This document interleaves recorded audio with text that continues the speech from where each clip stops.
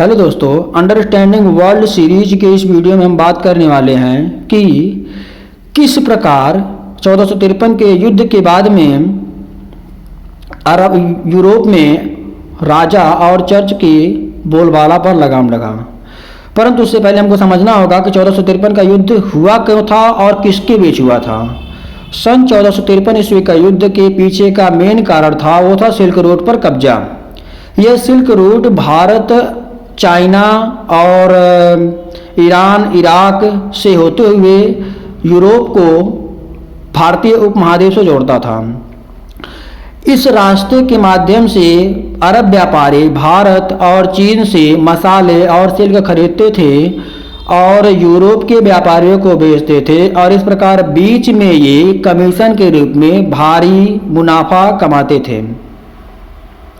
परंतु सन 1453 ईस्वी के आसपास ऑटोमन साम्राज्य और रोमन साम्राज्य के बीच में धार्मिक और राजनीतिक विवाद हो गया। ऑटोमन साम्राज्य मतलब इस्लाम का साम्राज्य, रोमन साम्राज्य का मतलब क्रिश्चियंस का साम्राज्य।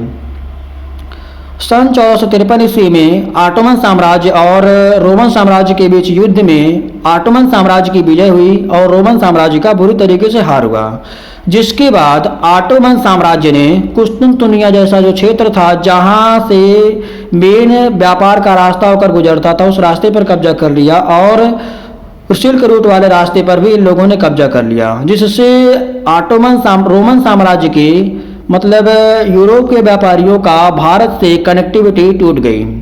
भारत से कनेक्टिविटी टूट जाने के कारण इनको व्यापार के लिए अब नया रास्ता ढूंढना जरूरी था।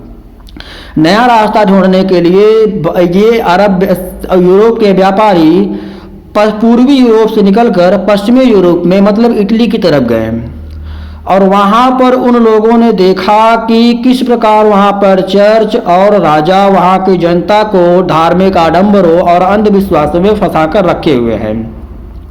उन लोगों ने वहाँ की जनता को बताया कि किस बाढ़ आना, तूफान आना, भूकंप आना किसी प्रकार का राजा या चर्च के कहने पर नहीं होता है, जनता के पाप के कारण नहीं होता, बल्कि यह प्राकृतिक घटनाएं हैं जो अपने आप होती हैं और प्राकृतिक घटनाओं के समाप्त हो जाने पर घटनाएं भी समाप्त हो जाती हैं। इसको न तो कोई चर्च रोक सकता है न कोई राजा रोक सकता है।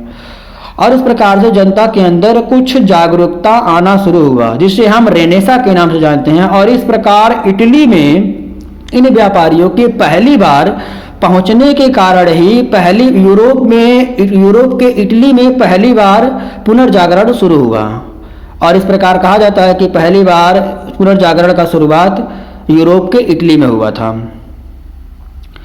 और इस पुनर्जागरण के बाद अब जनता चर्च से और राजा की बातों पर विश्वास करना कम करके राजा और चर्च से सवाल पूछना शुरू कर दिया और वह जनता बाइबल जो चर्च के पास था उसको पढ़ने की डिमांड करने लगे, जिसके लिए लोग मांग करने लगे कि बाइबल का अनुवाद स्थानीय भाषा में भी करवाया जाए, जिससे कि लोग पढ़ें और लोग पढ़ करके चीज़ों को समझें और चीज़ों को समझकर राजा और चर्च की बोलबाला जो उनकी अंधविश्वास थी उसको ख़त्म किया और अपने आप को राजा और चर्च के इस चंगुल से बचाने का प्रयास किया। अगले वीडियो में हम बात करने वाले हैं कि किस प्रकार से यह रेनेसा यूरोप को एक अलग इतिहास की ओर लेकर के जाता है। जय हिंद।